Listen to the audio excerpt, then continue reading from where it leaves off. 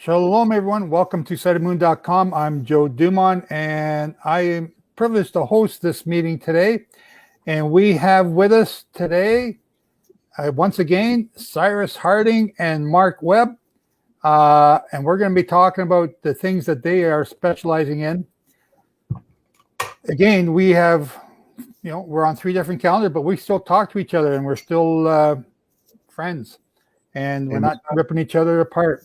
So, we have biblical understandings that are different, but the overall understanding is that we're working for Jehovah, and we're working to bring that kingdom or get ready to be in that kingdom. I teach about the Jubilee cycles and the how they reveal end-time prophecy. Cyrus Harding, he teaches or is studying the apogees of the moon and how that makes us crazy. I think, no, I won't even say that. We'll get in trouble in case the women are listening. And Mark, he's studying the constellations and how they're lining up and showing him messages that he doesn't really want to interpret, but he just says, here's what I'm seeing. So we got 3 interesting men here today. And I don't know, who wants to go first? I think Mark wants to hear what Cyrus has to say. I want to hear what Cyrus has to say. And just as a brief introduction, Cyrus, keep it short. If you want to know more about what Cyrus has talked about, you can go back to our other interviews at Sightedmoon.com where we got them recorded. You can also go to his website. Let me see if I can throw that up here. Yep, there it is. Codgerville at WordPress.com.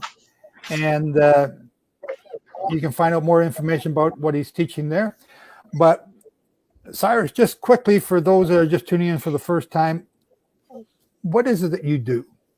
And not what you do for a living, but what is it that you are sharing with us so that we can understand it? A number of years ago, thank you, Brother Joe. A number of years ago, I wanted to find out why it always appeared that things got hectic around a full moon. So I began researching and found some very good information. I've consulted with numerous people that are studying cycles themselves, and then also emergency medical workers, even gynecologists that gave me a lot of insight. And this has been, I say a few years ago, it's actually been longer than that. But anyway, I noticed that there is a dramatic change in susceptible people, I'll just use it that way, in personality, usually 1 or 2 days before a full moon, 1 or 2 days after a full moon. The more I researched it, the more that I discovered that the Rothschild family had paid Mr. Dewey, Edwin Dewey, to determine if there is a natural phenomenon that affects the stock market, and this would allow them to profit in a greater margin than they normally could. So Mr. Dewey completed his research and showed a definite correlation between lunar eclipses, solar eclipses within 2 weeks of each other. Primarily, that is the biggest effect. There is a little bit of effect once you get further out, but it's within 2 weeks of each other, there's a very big effect. So you use this influence of the moon. You use this to come to the understanding that something was about to happen in November of 2020. Yes, sir. And how did actually that it was 2019. 2019, yes. Well, it worked out too good, I'm afraid. Yeah, it was 2019. In September, I wrote about something would be coming out of Asia, and it was going to go around the world. I didn't know what it was, but it was going to go around the world, and in so doing would affect the price of oil. So I just reasoned that what happened or what was coming out of Asia would cause the price of oil to go up. That was really about all we've ever seen, is the price of oil going up. And it turned out that the opposite was true, because what came out of Asia, primarily China, was a virus that affected the demand for oil, and it fell below zero. It fell to, I think, a negative 38 or 39. So people were actually having to pay other people to take their oil or hold their oil, because there was, at that time, zero for it. Yeah. Did we just lose your mic? Yeah. Say something, Cyrus. Oh, there you go. Okay. But you also, I think here's a time. okay. There's also, you also said something about the stock market's crashing around March based on these cycles. Well, crashing. That I I didn't believe it was going to crash. I believed it was going to. Are we talking about March of 2020 or March of 2020? This March? No, March of 2020. Okay. No, I believed it was actually going to go up and then drop. Okay, it's going to build up and drop, and that's what I see could happen in this cycle that we're presently in right now. It could build up going into the lunar eclipse, and then shortly before the solar eclipse, it can drop. So it's the same pattern. And then it's just also, at a time when you don't. Go ahead. I'm sorry. There is a time lapse here. I'm just trying to establish your track record here for those that are listening for the first time. You also were saying something was going to happen in the summer of 2020, starting around May 3rd to May 31st, somewhere, or June. And how did that one work out? Cycle of chaos. Yeah. Unfortunately, worked out really well. Yeah. Everything just went bonkers. So what we're showing here, and what you've been telling us, Cyrus, which is, when I discovered you, and I discovered you through my Jubilee cycles, so you were looking at them for cycles. I thought you were nuts. I thought you were absolutely right off the deep end. And I said, I'm staying away from this guy. And yet everything that you've been saying thus far has been scarily accurate. You may not call it, but your timing is scarily accurate. And the events, again, you may not be 100%, but you're really close with the events as to what's going on. And so you've got my ear.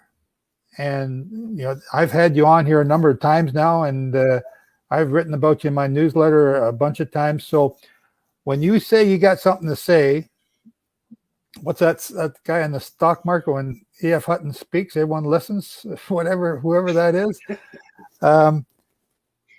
You've got my ear. So you wrote me this week, and you said there's stuff going on, and we got to talk again. And stuff's going on. And Mark's been writing me. He says he's got stuff that he wants to share. And when can we get together? And it's been, because we got 3 different Passovers, because we're also 3 teachers, and we're teaching our own groups. It's been busy. So we found this time slot here now where we can get together and do this and get this in. So I'm going to turn the mic over to you, Cyrus. What are you seeing? When are you seeing it? And what do you think that means? Now, now hang on, because before we started talking, you also mentioned something about the grand solar minimum. And what you told me about that, I said, don't say anymore. We got to talk about this too. So where do you want to start? You want to talk with what you see coming, or do you want to talk about the grand solar minimum? Well, let's talk about what's happening right now, and then we Okay. can lead into that if that's all right. Yes, sir. And just a moment.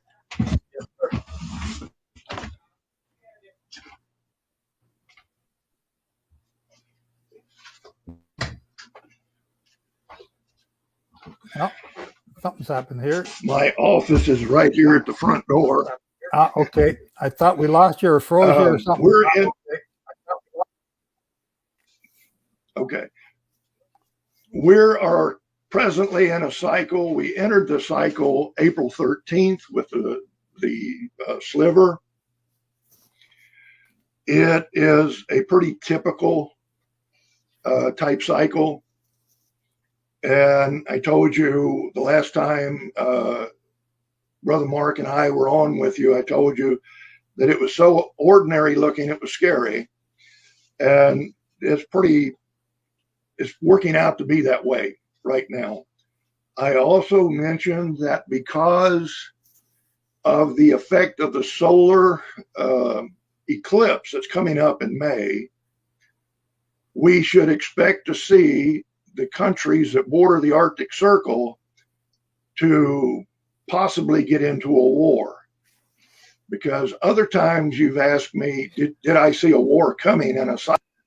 And I would tell you no, that there was no indicator that there would be a war going on in the cycle. This was the first cycle that really showed the indications for war.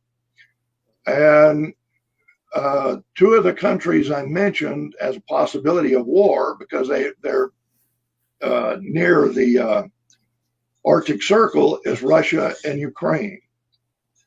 And if you've been following the news about what's going on in the Donbass area of, well, Ukraine says it's theirs and Russia says it's theirs, but there's been a massive troop buildup by both parties in the Ukraine Donbass area, which is just above the Black Sea and actually borders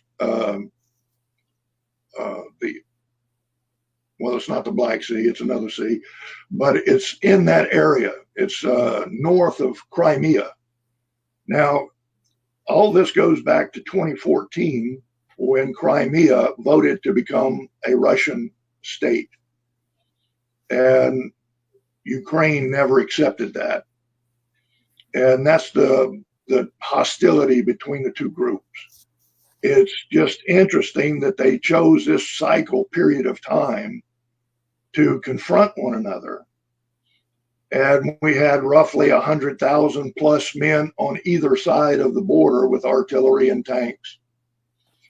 And I've been praying that cooler heads will take control. And at the moment, and I want to stress that at the moment, it appears that Russia is going to de-escalate and start withdrawing troops from the border. Russia has used this before as a tactic to throw people off in order to invade.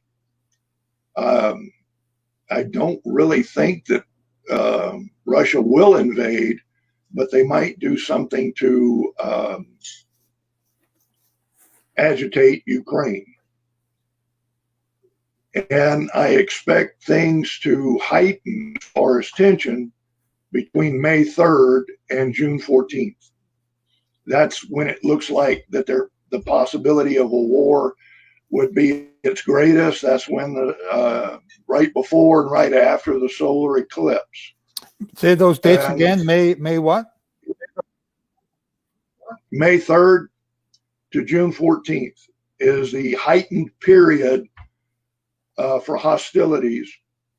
Now it could break out at any moment, but I would, if I was going to place money on it, I'd put a penny on May 3rd to June 14th. Okay. Now, you you were talking to me also before, or in an email about China, and this week China blinked.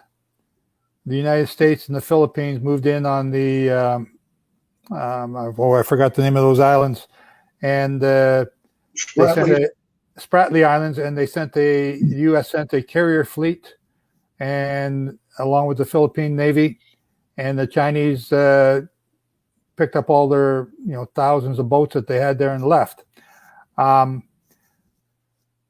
And I also noted at the same time that the Americans had not sent a carrier fleet into the Black Sea, which is the one that borders on, or is where Crimea is. So, correct. Those are a couple of things I've noted.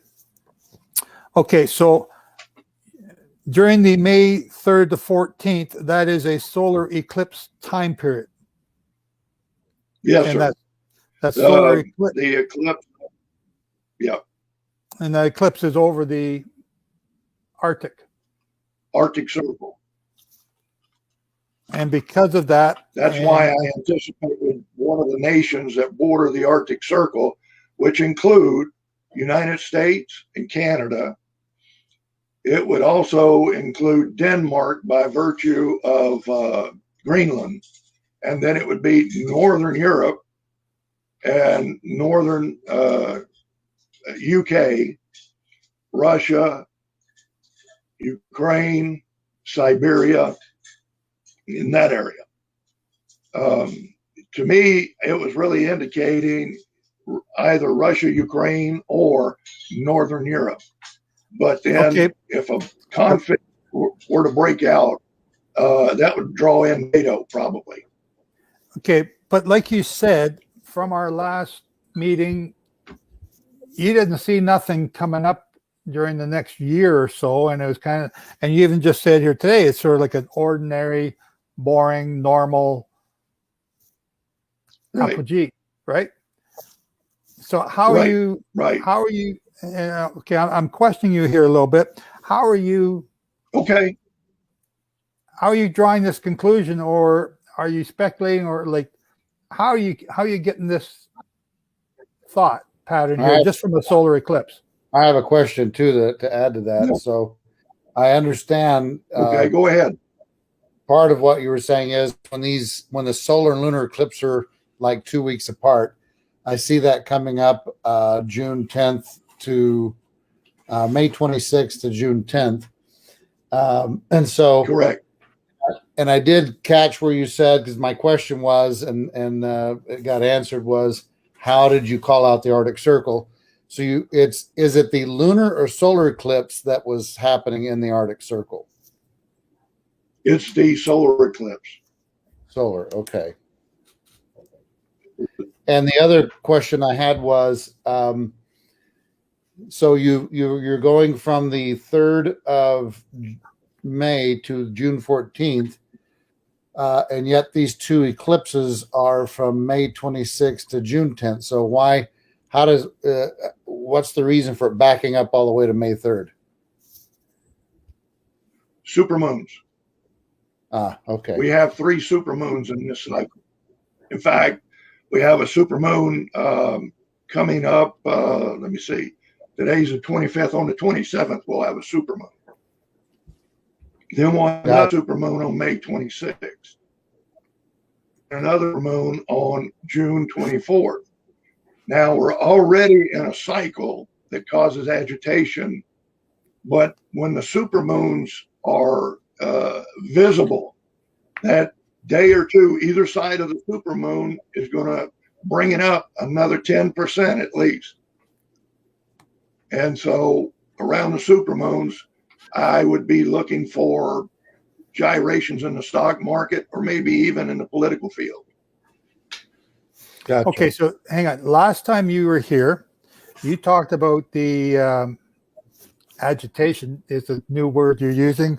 The crazy cycle is the old word you used to use. Was up around, would you say, 69%, which was off the record for you. You'd never seen one that high. Yes. And this one you're saying is well, actually, it was actually higher, but I kind of rounded down because it was so high. And what I was seeing for the last cycle was the chaos coming into the election period. That wasn't chaotic at all. What are you talking it was about? showing very, very crazy. it's still carrying forward, believe me. But Okay. I could just see a huge amount of chaos during the election cycle and going forward into January. So it encompassed not only the election, but also the swearing in. And I think everybody would agree we had a little bit of chaos at that period of time. Cyrus, you were so spot on there. It's not, I don't have the word to describe how spot on that was. It was just awesome. But okay, so you're talking about this 10% around the super moon here. And so is that like 10% above normal, or 10% is the scale that you're on compared to 69 before? Is that what you're saying? Right. Now, in about the, excuse me, I'm sorry. We're at about 40% right now. Okay. We have things going on caused by the impending lunar activity that has built to 40%.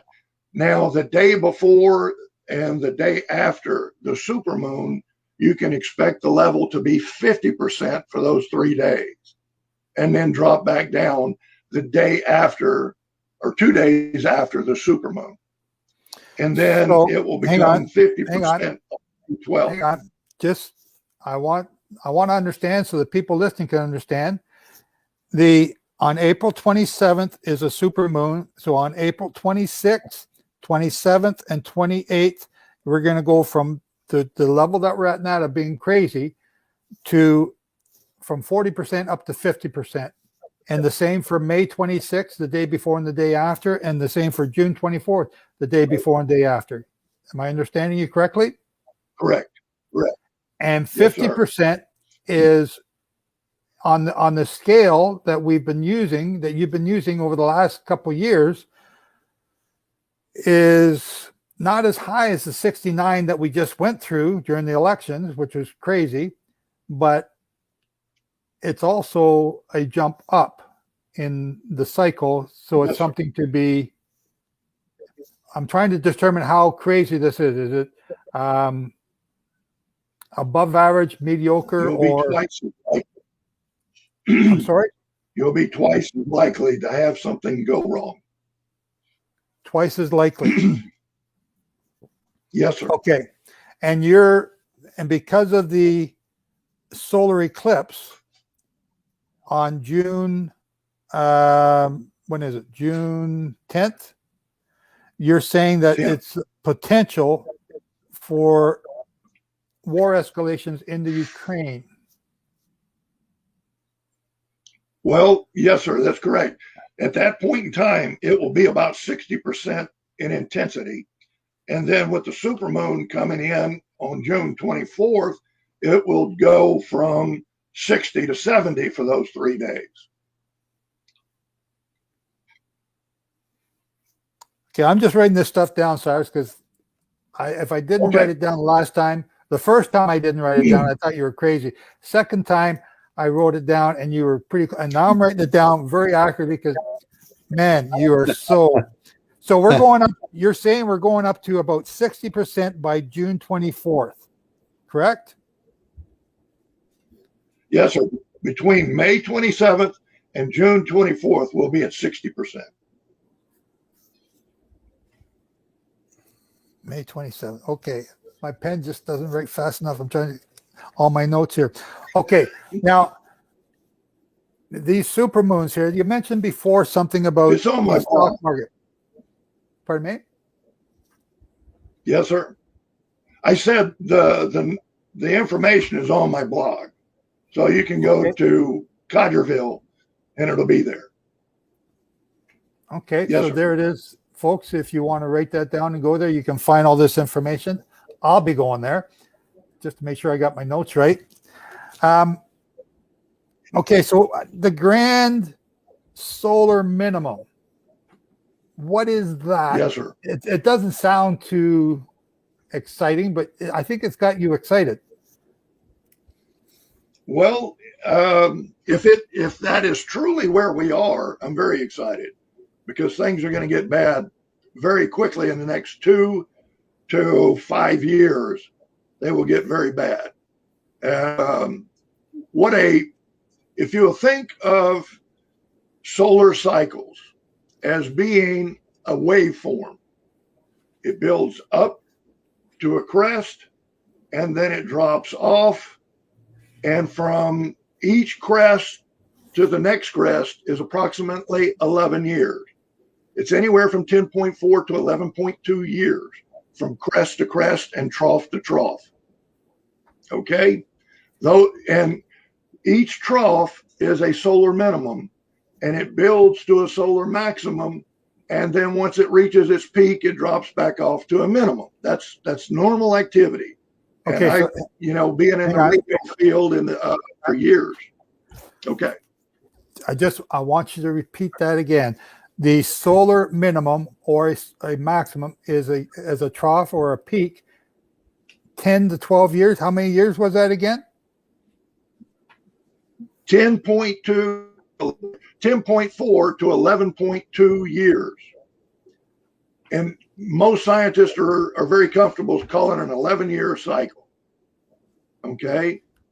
And this goes on and goes on and goes on. It's been going on for hundreds of years since we know the 1600s when man started, using telescopes to observe the skies. Okay. So this cycle, one word right now is cycle 25. Cycle 25. And the peak that we just went through with the elections, was that the peak, or are we now going down into a trough? We're in a trough. We went into a trough in 2019. So the peak that we just had in 2020 with the elections, that was still part of the trough, is what you're saying? Yes, that's correct. Right now, we're still in that trough. So as you build going up into the maximum, which should be 5 years from now, roughly 4.5, something like that, what you're going to see is that the winters will get shorter and warmer and the summers will get longer and hotter. That is if it's an ordinary cycle. Okay. Many scientists are speculating that we're entering a grand solar minimum.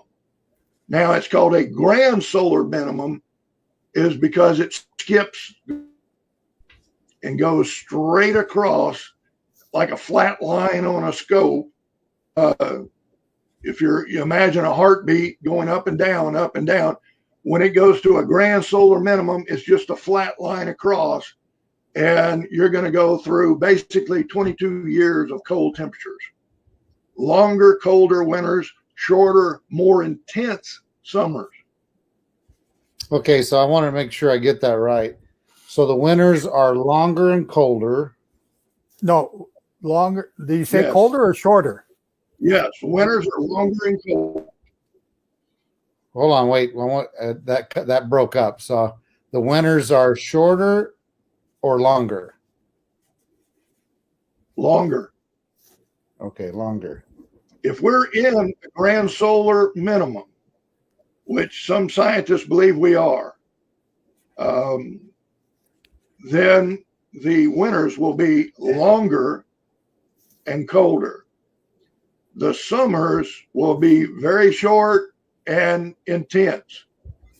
It'll start quickly, get hot, and then end quickly, and we'll get back into another long winter. And that's what we're moving into And now. I think what happens. Go ahead, Mark. You say that's what we're moving into now in this 10.4 to 11.2 years? Yes. what you have is 2 cycles, not 1. So it's actually going to be between 20 and 22 years. I just got long, this. cold.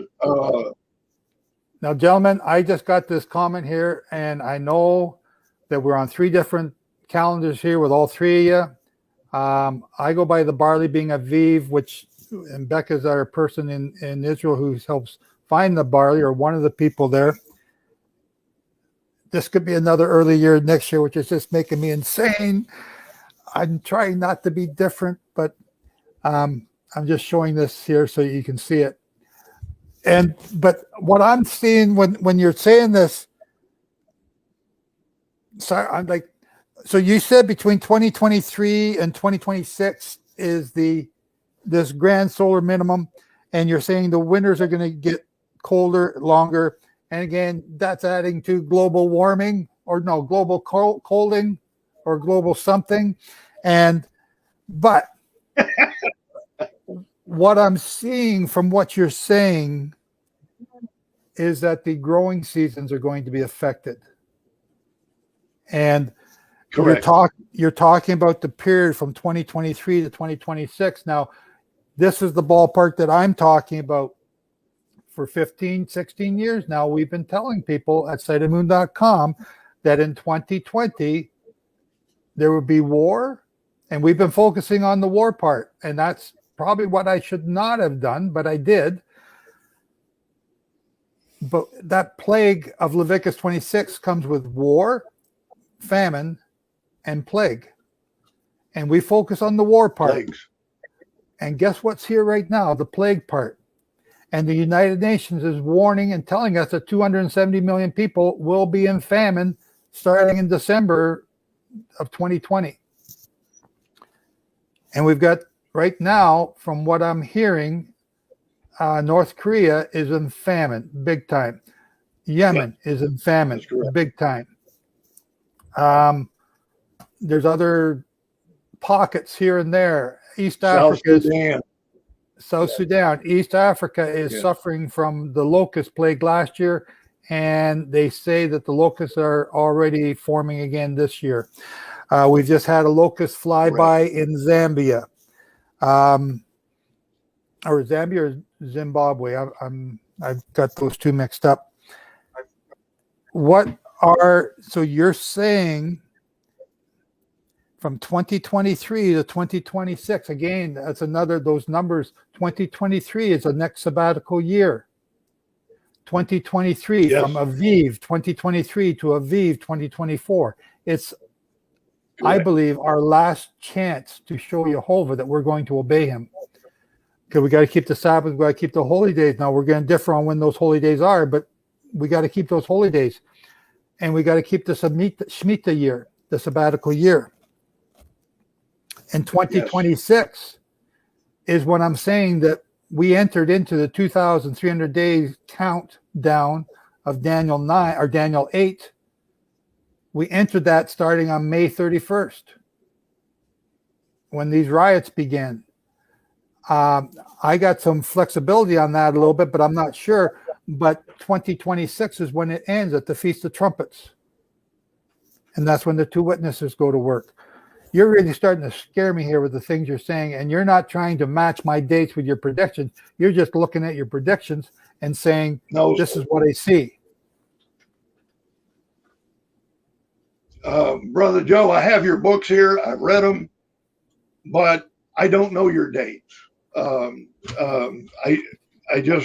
don't keep track of the date. I did my, the reason I did my, what I call my timeline was so I could figure out where things were historically in the scripture, and ended up with kind of a 2D kind of timeline. You, on the other hand, have this very elaborate timeline. I can't even begin to understand. Okay. It's very complex, and It's I like things simple. just nice It's and so simple. say. This is the kind of stuff I do. I use paper and pencil, but no, I don't know your date. Now here's the thing I want to give you as a cautionary statement. By 2022, early 2023, we will know whether or not we're in a solar minimum or a grand solar minimum. Okay. In 2012, Piers Corbin, an astrophysicist. Hang on. Okay. How will we know? What is the thing that's going to tell us? We won't have very intense summers, and we'll have very long winters. So we will know by next year, 2022 and 2023, whether we're in late 2022, early 2023. Go ahead, Mark. Yes, sir. So to kind of confirm what Cyrus is saying, I did watch two different researchers that have taken core samples out of glaciers around the Earth, and they're saying that based on the core samples, they've seen this cycle that he's talking about, where that probably correlates to this solar minimum, grand solar minimum, where it comes up and then it goes back down again. Probably where Cyrus is talking about these troughs. And a lot of times this is when these major earthquakes and major volcano eruptions are happening. But they were predicting last summer that we were going to start having longer winters that were going to be very, very cold, matching what he's saying. And so it is interesting. And so I wanted to say, if we're going to have longer winters, that shouldn't mean that the barley is going to mature sooner. It should mean it's going to mature later. If a winter's colder, that should shorten the growing cycle, is from what I'm understanding. I would agree with you, Mark. I'm just spinning here. There's so much going on that I can't wrap my brain around it all. And you guys say I'm complex. You guys are complex in me. But what you just said, Mark, is so basically what it takes is three of us just to wrap our brain around what Jehovah is doing all over the place. So did you just say, Mark, that this is going to cause more earthquakes in the year to come? Did I hear that? Yeah, that's what they show in their study, and I'm sure Cyrus can confirm that, is that when this happens, when we enter into that phase, through history, they've been able to, through graphs and the research, to show this is when the big mega eruptions around the globe have happened in the past, and the big earthquakes. And we've got a volcano going off in St. Vincent, I think it is, in the Caribbean right now. Yes, sir. I also wanted to say, you had talked about even though we have different calendars, my hope and my view is that since we know that Abba does things on feast dates, I'm hoping a year is coming where we have 3 feast dates in a row, that a major biblical event happens on one of the 3 in a row, on those 3, that Abba is going to tell us through his signature, this is the right deal. And then we can all come to an agreement. I mean, it's like, okay, if this is it, we can all come to agreement. God has put his signature on it. A biblical event is happening on this day. This has got to be a feast date, and it's 3 in a row. So that would be awesome. March 11th, 2020, WHO announced a worldwide pandemic. That just so happened to be the feast of Passover for me. That very 3 day. in a row. Just okay. So okay, I hear you. Anyway, Cyrus, you got more to add to what you're saying? Like, you're already sort of blowing us out of the water now. Yeah, that's good stuff. Well, I back up to our first meeting when I was in New Mexico. You asked if I heard anything, and I told you, yes, I did hear something. And it was very, very plain. And that was ping pong earthquakes and ping pong volcanoes. Okay. I don't know if you remember that. That was in our very first meeting when you would find out if I was crazy or not. And of course, you found out I was. So, what that was, and I've commented it on my website, and I've talked about it subsequently, but that is earthquakes on the west side of the Pacific, and matching corresponding earthquakes on the east side of the Pacific. It'd go back and forth. And earthquakes, volcanoes, earthquakes and volcanoes. And I think we're seeing that now. And yeah, I was going to say, I was told in 2012 that in 2019, a grand solar minimum by a very intelligent PhD astrophysicist.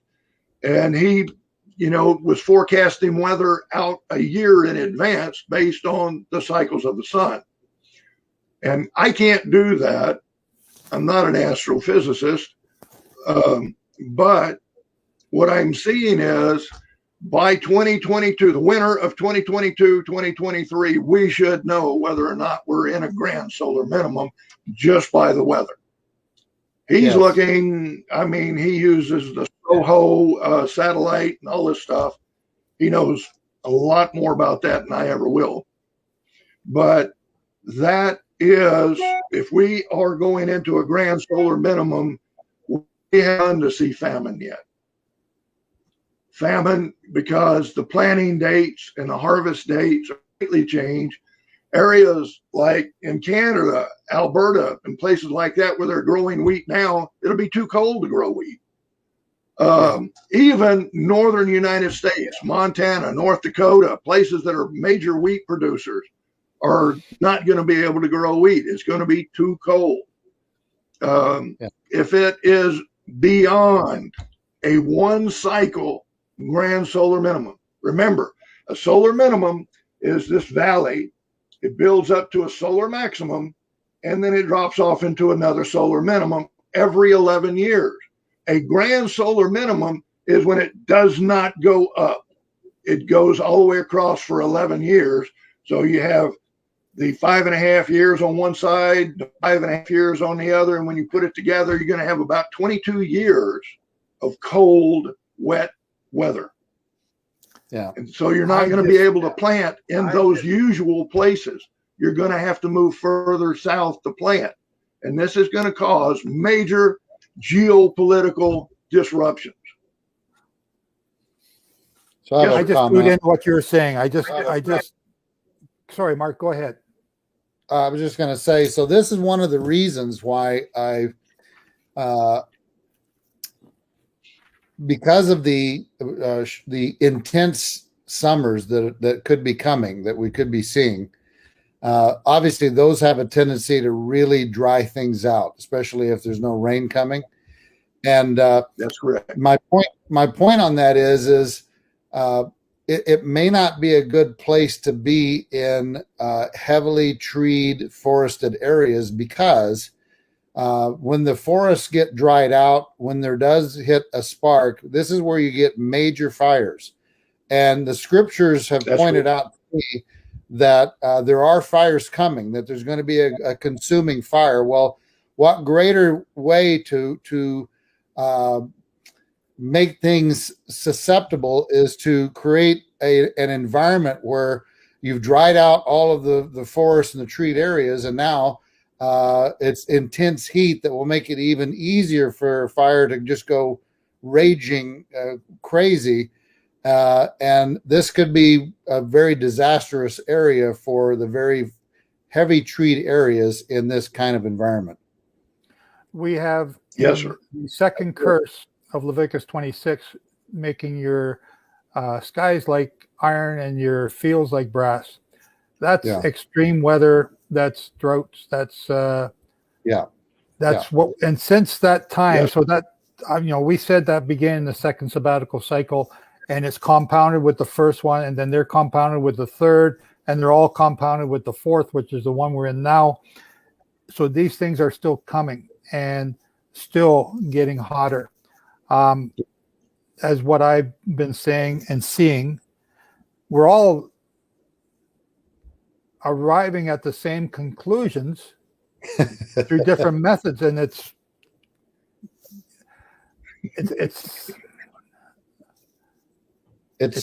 interesting. Yes.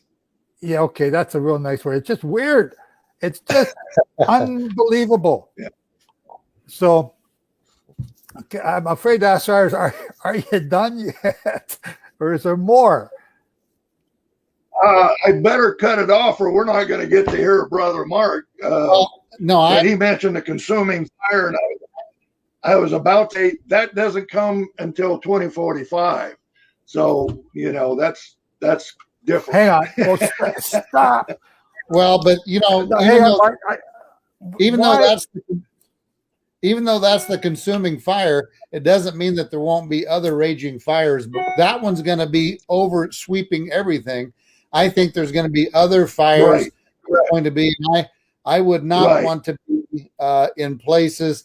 I've seen pictures I've seen paintings back in the 14 and 1700s where they had painted things coming down from the heavens that were little balls of fire coming down, burning cities and towns.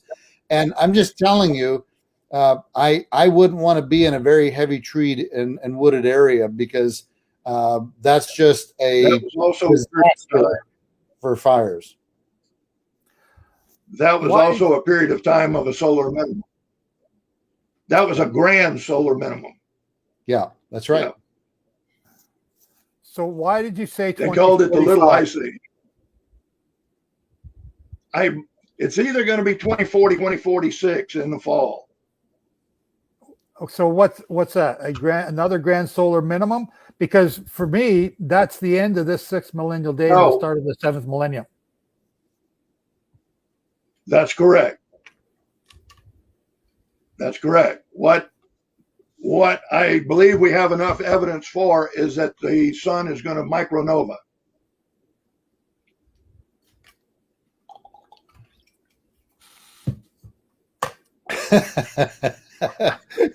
Okay, I think I didn't hear you said micronova, and then you kept talking, but I couldn't hear anything you said.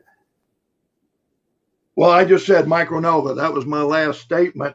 That's why I asked you, when do you believe that the wedding feast of the Lamb is going to be? Okay, yes.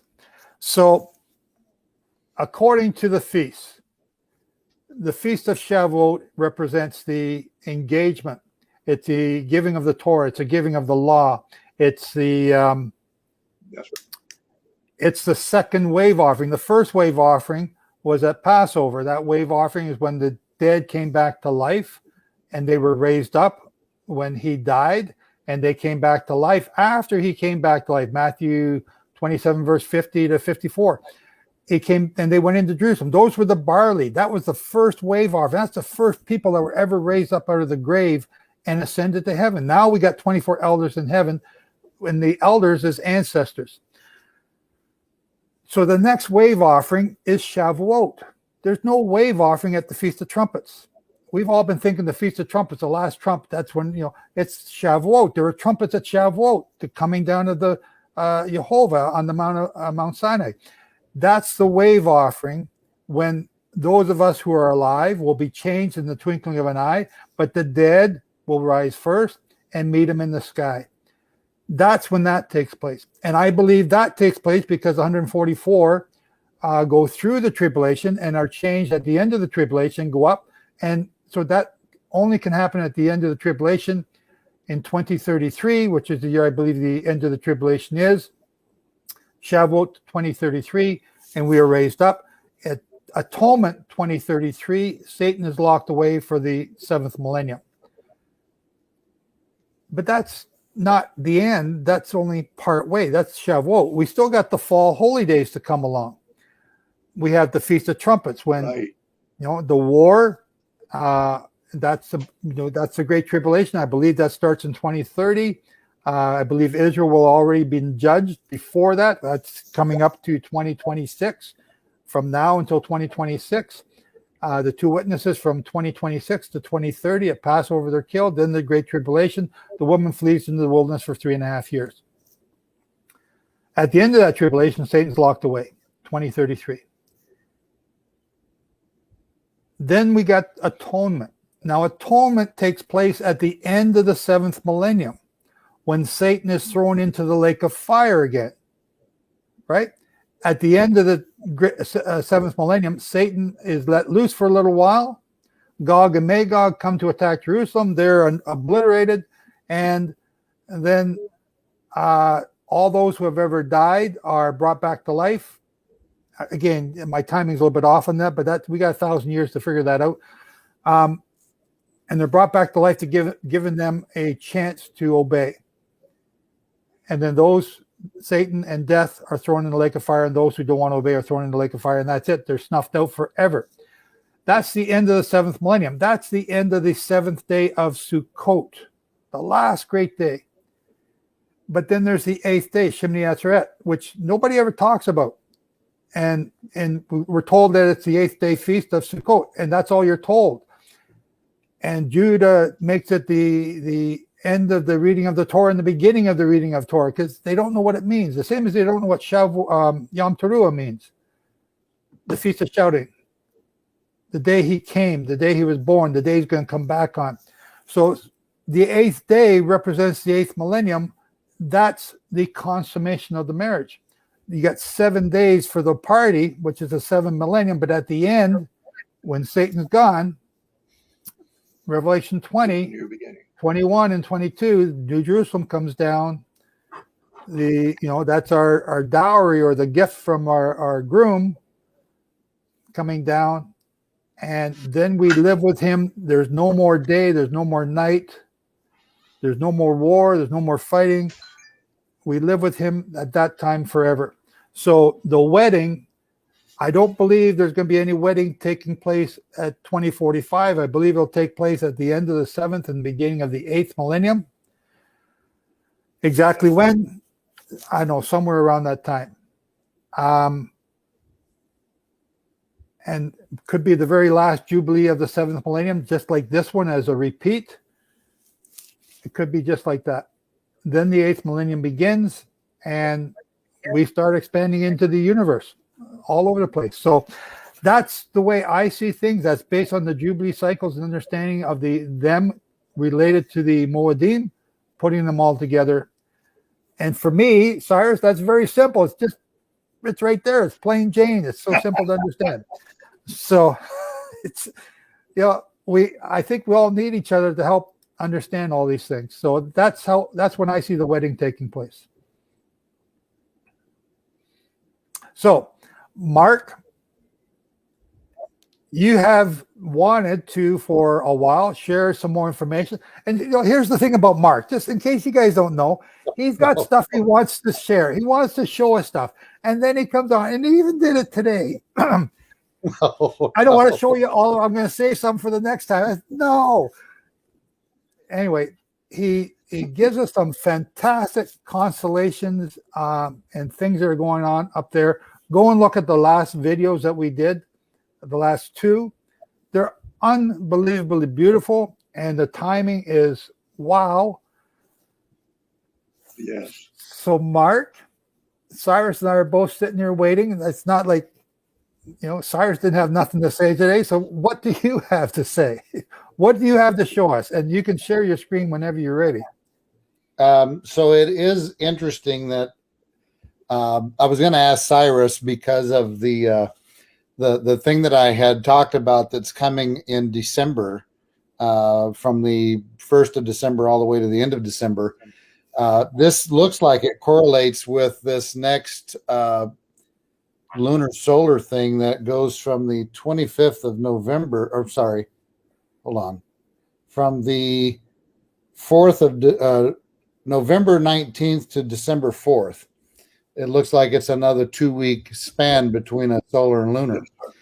And that's very interesting because based on what you you said, Cyrus, there is an interesting event happening December that I find very interesting. And before we go there, I just wanted to, because you also talked about here in April, starting with the 25th and 26th, I'll share this screen with you so that you can see.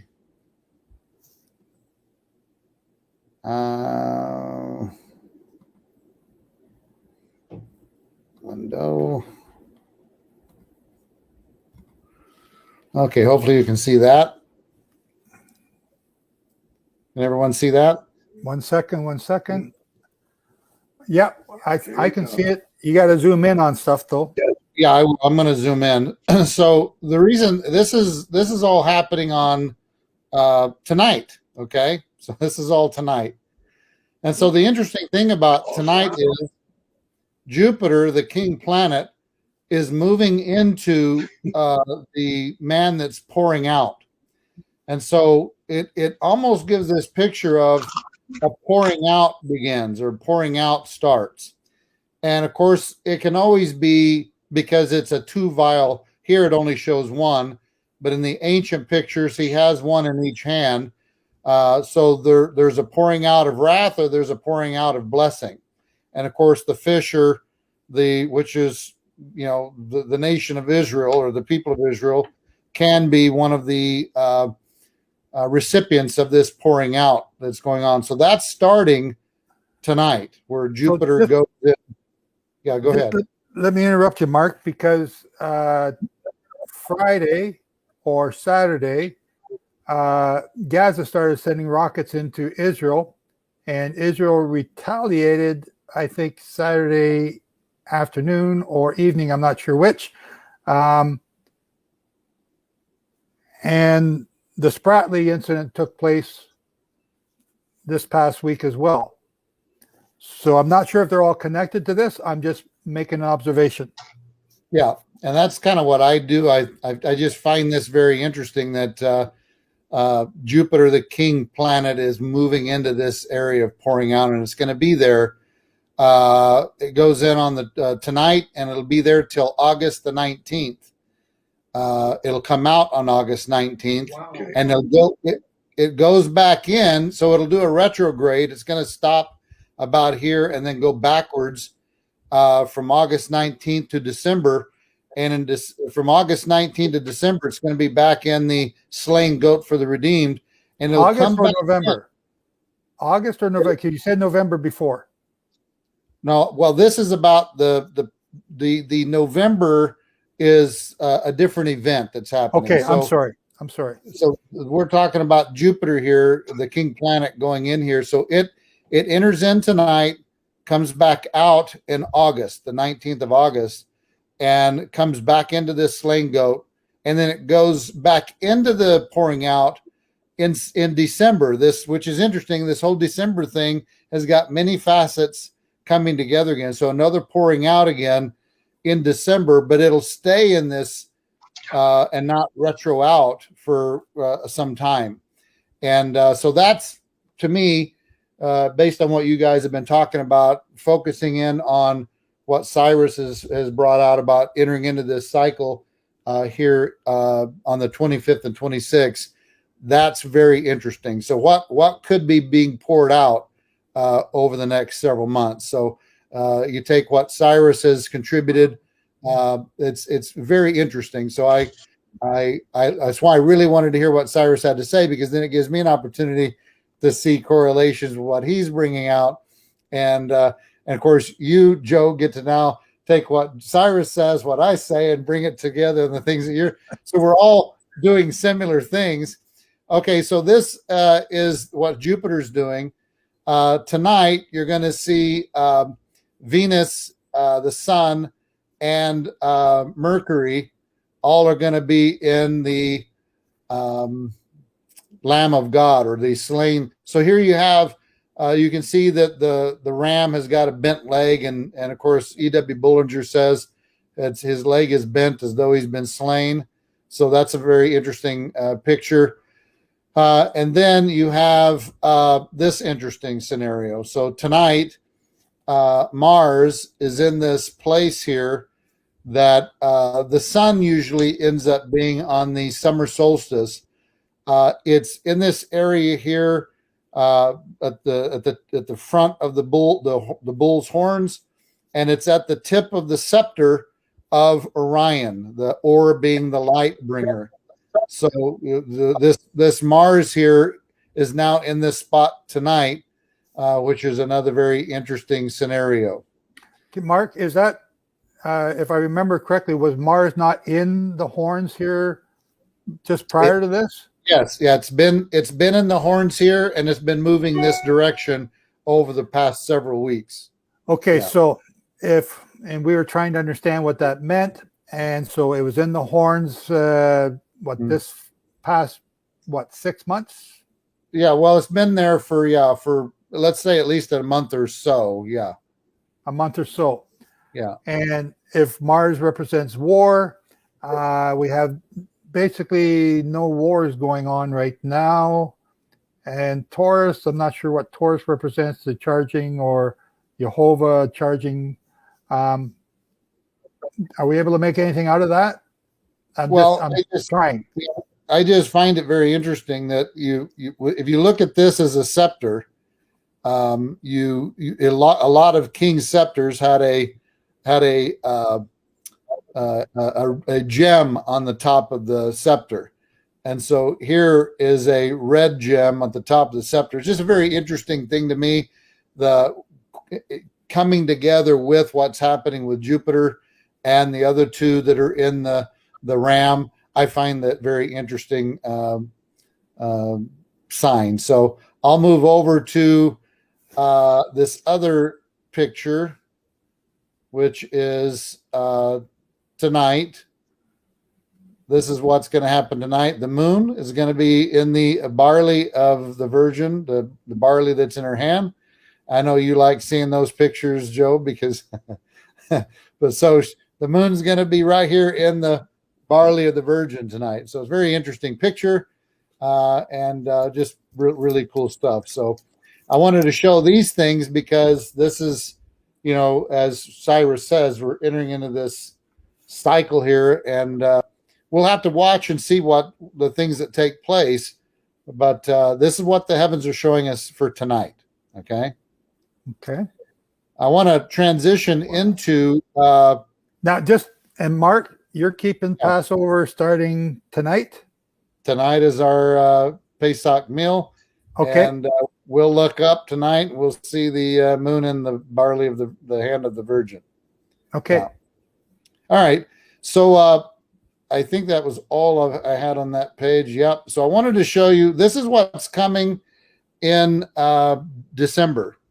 From December 3rd to December the 29th, which Cyrus is going to have a lot of fun with on this next 2-week solar lunar eclipse thing from November 19th to December 4th. And so this is a comet Leonard that comes into the Redeemer called Bootes. And of course, Bo, the first two letters, is he that cometh. And so E.W. Bullinger says that this is called a walking man. He's bearing a branch called Arcturus. This whole thing in biblical astronomy means he comes or he cometh. And so it's a very interesting picture. The Greeks called him Bootes, which is from the Hebrew root bo, to come, meaning the coming. But he's got this sickle in his hand. So what's interesting is what's the sickle about? This is about harvesting. This is about thrusting in to reap and harvest something. So what's the interesting thing I note about harvesting is if people have been sowing unrighteousness, what are they going to reap? Unrighteousness. If they've been sowing righteousness, then they're going to reap righteousness. So it's a very interesting scenario that this does. So this comet Leonard moves into this comet or this constellation Bootes. Then it moves into the head of the serpent. And This is called struggling with the enemy. When? And, say that again. When does that move into the head? So that comet is in Boots there tonight. All and this is no. This is all happening in December. Oh, I'm sorry. Yeah, all the pictures I'm showing you now is everything that's going on in December, from the 3rd to the 29th of December. So in December, this comet, Leonard, moves through the head of the serpent, cutting the head off. And again, in biblical astronomy, this is called struggling with the enemy, right? The Ophiuchus, he's wrestling with this serpent. Then the next thing that happens is I'm sorry that I put that, it looked like it's upside down. It is close to Hercules here, which is the mighty man, a man kneeling on one knee, and it means the mighty vanquisher seeming to sink in the conflict, but yet he rises again, okay? So then it moves into, from the head into Ophiuchus, again, the Redeemer wrestling with the enemy, and then it transitions through the tail of the serpent, cutting the tail off. So it cut the head off, then it cuts the tail off, and then it moves into the shield, and then it finally goes into Sagittarius, which is the archer, the two-natured conqueror, going forth conquering and to conquer. So it goes right into his weapons of the arrows. We've got scriptures talking about the man who sits on the horse, who has the bow and has the arrows. And so, this is now would appear to be doing battle, pulling out the arrows and doing battle. And so it's a very interesting scenario that happens coming up here in December. And then the last thing that it does is it moves into the fish, back into the fish, as it ends on the 29th of December. Which of the fish? Is that the one on the top or the bottom? This fish is the one that we saw that was drinking the water of Aquarius, the water bearer. Okay. And this is one of the four corners of the heavens down here, close to might be this one right here. So it's one of the four corners of the heavens. So, I wanted to show these things because, Cyrus had been talking about the stuff happening now. He didn't get a chance to talk about what's coming here with this 2-week solar. So I would like to, now that he's seen this, I'd like to get his thoughts on this 2-week thing coming in November and December, the solar. And so Cyrus, if you'd like to share what your thoughts are on that. I have not looked at the cycle, but we talked about it. The very same thing, not the comet, but the shield and the bow and the arrows. We talked about all that yesterday in scripture as we were reading. And I'm going to go back and look, because we're still in a cycle, so I don't try to get ahead of myself into the next cycle. But the one thing I do remember from the solar eclipse, if I may be wrong, but I think I remember that it is at the bottom. Okay, it's going to affect the South Pole. Okay, South Africa, Australia, New Zealand, Antarctica, Tierra del Fuego, Argentina. Places like that will be affected by the coming solar eclipse in December. I don't know yet. Like I say, I haven't done calculations whatsoever on this coming cycle, because really I've been concentrating on trying to establish the dates for the possibility of war. And yeah, that's why I've been mulling on the coming cycle. Right. So, Mark, I know you don't want to interpret what these are and what they mean. But what do you what just off the top of your head, what do you think? Is this? Are you seeing a war here between the serpent and Boots? Well, for me, it's a very clear picture because of it going into Booties, the man with the sickle, and then it goes into the struggling with the enemy. It's in the struggling with the enemy, and then the conquer going for the conquer. These are all pictures of battle and conflict. There's no question. That's what it's showing. And then, of course, what we do is we look to see what kind of conflicts and battles may take place during that time. And then we get a confirmation with what the heavens are showing that's taking place with what takes place here on the earth. But it's without a doubt, it's picturing conflict.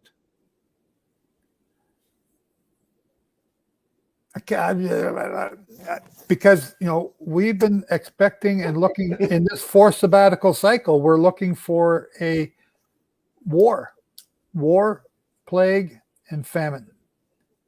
So whatever is going to be the conflict, the head and tail of something's getting cut off here. So, and then it shows. This is the good news is the Redeemer. He's going to win the battle. He's going to be, he's going to vanquish the enemies. And so there is a good news. So, okay. So when you're saying this, the scripture in my brain keeps coming up, the head and the tail. He will cut off head and tail. And I'm thinking Isaiah, and I can't remember where, but he's going to cut off head and tail. Jehovah's going to cut off head and tail. He's kind of cutting off head and tail of Israel, though. Or am I thinking in Jeremiah? I'm not sure where I'm at with this. Does that ring a bell with you? Yeah, I thought I stuck I thought I put the scripture in here about the head and the tail, but I must have not yet. I looked it up too, and there's 3 different instances where the head and tail come up in scriptures. So, yeah, I didn't put it in here. I thought I did. Okay.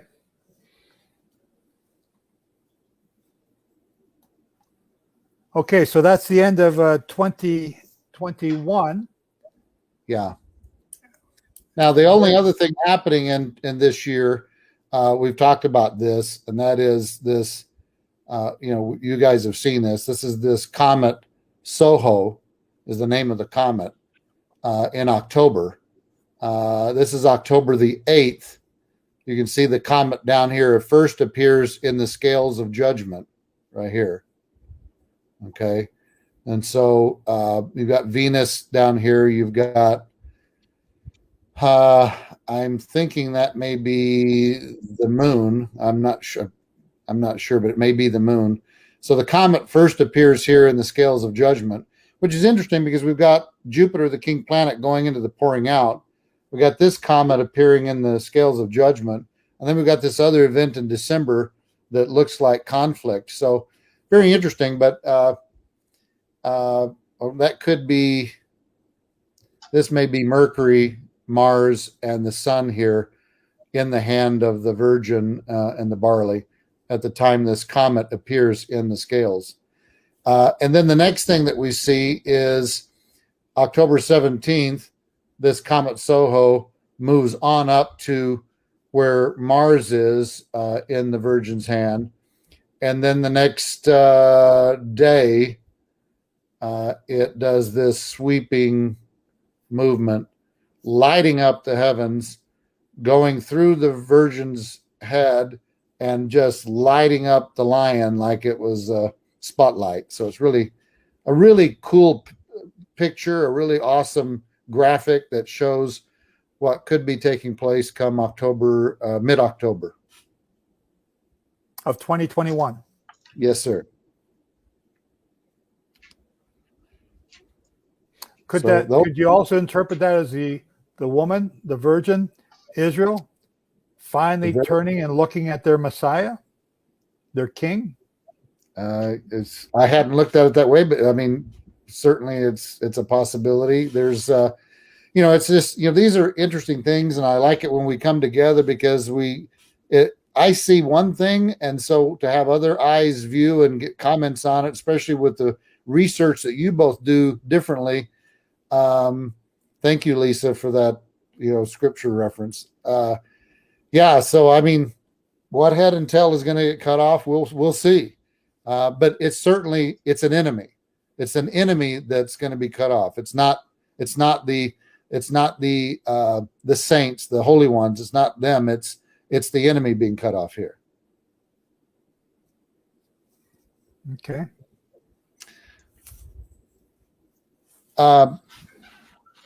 And I know I've got about 15 minutes left, and so I did make so I would like to see us come together again at some point down the road to talk about. I did do I spent some time looking at these comets. Okay, so I haven't really done that in the past. So I put a chart together on when these comets are coming, and when I did that, the Father's always good and lets me see something I hadn't seen before. And so I saw that there is a comet that has, you're already starting to smile. And the only reason I can't talk about it now is because it's at least an hour discussion. It's at least an hour. And I just don't have that time this morning. As you already knew, because I told you yesterday, I didn't have that kind of time. Yeah. But it's I saw this comet, and so when I looked at the interesting paths that it takes, I just had a curiosity. So my curiosity, like you both get these curiosities, or a thought comes in your head, and you go to look to see if it's true, and lo and behold, it ends up happening like you thought it might. So I went back to the time frame that you point out, the birth of Messiah, and this is when within that 3 to 4 year period, Jupiter does this triple retrograde, the triple crossover, the King Star, right? That many have called the Star of Bethlehem. Well, E.W. Bullinger says that he believes that something should have happened, or it would have happened in the constellation called Coma. And Coma is a constellation that it's right here. This is Coma right here. So our normal pictures show it as a wig, but it actually is this constellation is a picture of a woman with a child in her lap. Mark, you're not showing us anything there. All we're seeing is Leo right now. Okay, so is it right here? We're still seeing the comet shining on Leo. Okay, right here. Okay. You see it? Yep. Okay. Yep. So the Virgin is holding a branch in her hand, and next to her branch is this comet, or this constellation called Coma. And in the ancient pictures, it was a woman sitting in a chair holding a child in her lap. Now think about Isaiah 53, about this child, that is a child that's been born to us. And so you see this whole thing about the child, and E.W. Bullinger says he thinks that the sign that appeared around the birth of the Messiah would have happened in this constellation Coma, because everyone knew it was the desire of the nations. So when I was looking for this particular comet, I saw that around this time of the birth of the Messiah, this comet makes a path. I'm going to show you, because I can show you here in this graphic where it starts. So this comet starts right here in Leo, right? The comet starts right here. It crosses right through the King Star. It passes through Leo, and it comes right through the child that's in the woman's lap, the desire of the nations, and then it ends and comes right into the branch. Well, I mean, what an incredible graphic to see that the here around the birth of the Messiah, this comet goes through the King Star into the desire of the nations, which E.W. Bullinger says it had to have happened there, and then into the branch. Well, that's what Isaiah 53. I mean, all these prophecies about the coming Redeemer, It's talking about, behold, I my servant the branch. Here's the child that's coming to be born to us. So, I mean, I was stunned, and so I thought, okay, this thought came to me. If this was a sign of the Son of Man, that Yeshua says, again, you'll see the sign of the Son of Man coming in the clouds. What if this comet is directly related to the signs of the Messiah? Just a thought I had. So I went back to this. The next thought that came to me, you'll like, is when the Father took Abraham outside and said, in English it says, "Can you count the stars?" But in Hebrew it's, "Can you relate the story?" What if this comet was making the same path at this time of Revelation? So I went to your book and I looked back at the time that you said Abraham is receiving this revelation. I think it was 1809 BCE, right? 1809, 1810, yeah. Yeah. Would you believe that this same comet is making this same path that year? I want to say no, but wow. And what if Abraham knew that meant that's a Redeemer coming, the one we're hoping for in the future, and because he believed in that sign coming, it was credited to him as righteousness. So then I said, I wonder if this comet makes the same path in the future.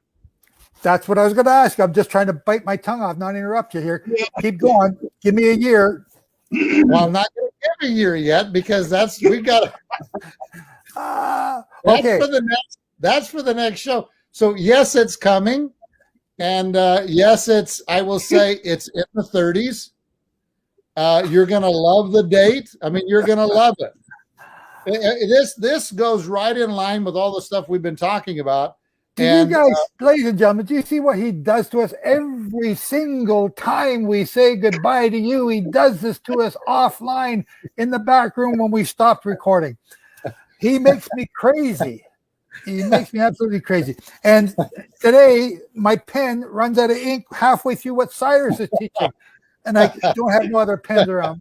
I'm just frustrated here. Well, I have to tell you that I'm just, because of what I've seen through this, I'm just beside myself. I'm like, this is just absolutely crazy. And I will tell you, because my wife asked me, she said, okay, well, what if this comet makes the same path every, so I went back to 1940. I didn't have a chance to go back further, but it hadn't done this path. I will tell you that this particular comet, that I think it could be associated with the Messiah, does make Soho. No, it's a different comet. Different. Okay. But it does make other paths, and I'm wondering, and this will be a topic for another show, could this path this comet makes in other paths also give us a sign of something very important of what's to come? And I will tell you that it makes a different path in 2028, a very interesting path, and it goes through Cetus, the sea monster, the dragon, cuts his head off, goes to the ram, and it goes into Perseus, another redeemer, in 2028, which is very interesting. So, repeat that again. Okay, so it goes through the head of the dragon, cutting the dragon's head off. The dragon? Are you saying Cetus? Cetus, the sea monster, Cetus? yeah. Okay. Leviathan, yeah. And then it goes into Ares the ram, and then it goes into Perseus, which is another redeemer. Yeah, he's another redeemer holding a weapon and a slain enemy in his hand. And so I'm putting together a slide like I did here with booties and those, showing you what E.W. Bullinger calls them and how he relates them to biblical astronomy. I'm going to do that with Perseus and Ares and Cetus for this next show. Okay, so ladies and gentlemen, if you got a question right now, it's the time to ask it. Put it in the chat. If it's a good question, we'll put it on here. My head's just so many people say I hurt their brains. You two guys have just hurt my brain here today, and my pen's out of ink, which makes me even more crazy. I just want to thank you both. I want to thank Cyrus for the work that he's doing, studying and sharing, and it's just unbelievable. It's just wow. And Mark, the stuff you're doing, this picture you have here is just stunningly beautiful. But you've now got me so excited. I can't wait to come up and hug you. And I know we can't touch each other, guys. Stay 6 feet away, or 6,000 miles, whatever we are. But yeah, we got to do this again. Yeah. You have not, neither one of us has failed to fascinate me each time we've talked. Okay, so websites, yes. Okay. Here, we'll put this one up here. This is, I think, for Cyrus. Cyrus, can you see that? Can you read that and answer that? Yes, sir. Yes, right now we're in an ordinary minimum. This is that trough between the two peaks. That now, if it goes further than 2 more years, we'll know that we're in a grand solar minimum, which will be basically 22 years of cold weather. Okay. And I mean, the grand solar minimums are always associated with famine. I've lost your website, Mark. I'm sorry. It's livingmessiah.com. It's there now. You can see it. It's right below my name. It's on your name. Yeah. Okay. Yeah. Livingmessiah.com. And mine is this one, Sightedmoon.com. Okay. We've got any other questions? Main problem. They're asking when's the next show. Yeah. Well, that's you're just starting Passover, so you got 50 days to count to Shavuot. So 50 days from now is not a good time for you. Cyrus and I are both free. No, Cyrus is kind enough to Shavuot now. He's about next month, I believe, for Cyrus, and I'm all done till trumpet. Yeah, really. Celebrated the third Sabbath of 7 Sabbaths. Yes. You're on the third one right now, so you got 4 more. So that's a month from today. A month from today is April, May 25th or somewhere around there. So let's do it after that. Yes, sir. One other thing I wanted to share is because go ahead.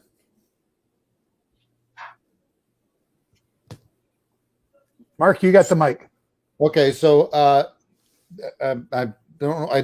I didn't see this, and I just now realized I missed something. So because Cyrus is talking about 2023, he brought that up a couple times. 2023. What was it? We would know. We would know things. I wrote the date down. Anyway, so this same comment that I think is related to the Mashiach, in 2023, it makes another interesting path.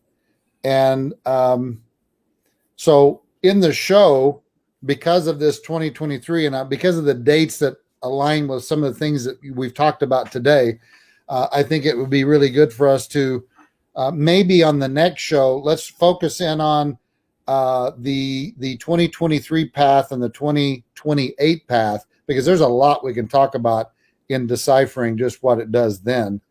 And then we can look at, depending on what time we have, we may have to go to another show to talk about the 2030. You know what Mark's doing? He's developing a TV series here. Just a little bit each week. But hey, you know what? How can you just? I don't know how I can't talk about this stuff and just. It's going to take a lot of time. No, it's awesome. Okay, so 2023 though, while both Brother of you, Mark. both you, go ahead, Cyrus. Oh, okay. I'm sorry about the time lag. have either of you heard about the possibility of this December being the time when the Earth reels to and fro like a drunkard? Wow. That would be interesting. I have not heard that. No, I've not heard that either. Okay. I just wanted to check. I want to say that 2023 is a Shemitah year. From Aviv 2023 to Aviv 2024. Yeah. In the stuff that you're researching, Cyrus, and in the stuff that you're researching, Mark, if on the next show, can we see if we can find anything to tie into that? And I don't know how it would tie in. You know, like I don't know. I'm just asking if you can keep that in your mind. Yep. And one other question, Cyrus, I believe that you said to me before, either in an email or I think it was an email, that, and this is going to get everyone all excited again, that you see a stock market correction coming based on in this cycle, based on the start of it in April. Have I got that right? April 26th?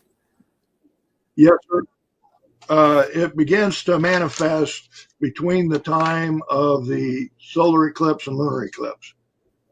I see that the stock market could do some gyrations up and then gyrations down.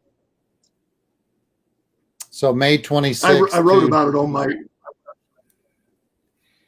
So you got the lunar eclipse on May 26th and the solar eclipse on June 10th.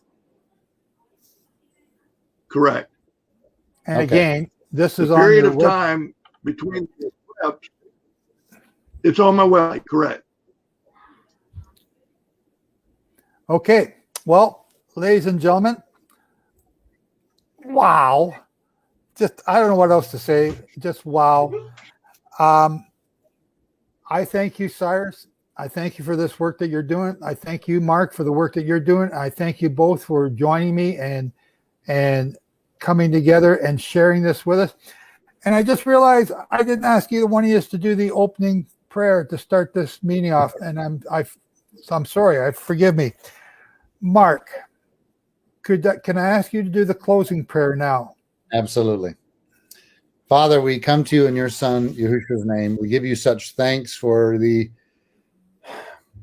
things that you're opening our eyes and our ears to. You're opening our hearts. Father, you're revealing things in these days. May we be diligent to be humble in our research. May we be diligent to seek you and ask you, Father, what you're showing. May we not try to project too much into things that's just man-driven, but try to keep things what the scriptures show, what you're showing in the heavens, and then match it with what's going on the earth.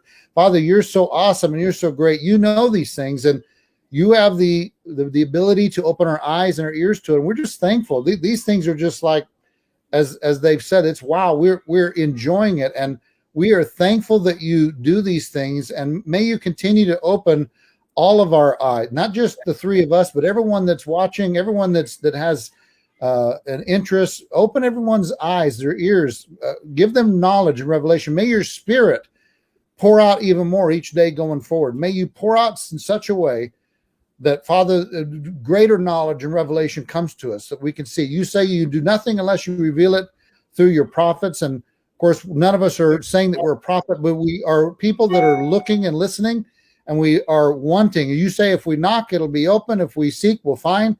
Well, Father, we're knocking and we're seeking, and we're thankful that you're showing, and we want more. We glorify you and praise you. May you be magnified and glorified in everything that we say and that we do, and all the research that we all bring forward. In your son's name we give thanks. Amen. Amen. Amen. And Cyrus, can I ask you just one more little favor? Would you do the Aaronic blessing over everyone here right now? We're trying to do that at Sightedmoon more often and teach people to start blessing their own families. Would you bless us now with that? And I'm just checking. Yes, sir. We might. This will be online. This will be on my YouTube channel right after we say goodbye here and close the meeting. It'll be there, and you can watch it again and share it with others. And we do hope you will share it with others and subscribe to our YouTube channel. It helps us. It helps us. So whenever you're ready, Cyrus, please. I'll do it English, and I start in verse 22. And Jehovah spoke to Moshe, saying, speak to Aharon and his son, saying, this is how you bless the children of Israel. Say to them, Jehovah bless you and guard you. Jehovah make his face shine upon you and show favor to you. Jehovah lift up his face upon you and give you peace. Thus they put name on the children of Israel, and I myself shall bless them. Amen. Amen. Amen. Thank you, gentlemen. Thank you, ladies and gentlemen, for joining us in the chat area live here from Sightedmoon.com and Codgerville and livingmessiah.com. Shalom, everyone. Shalom. Shalom.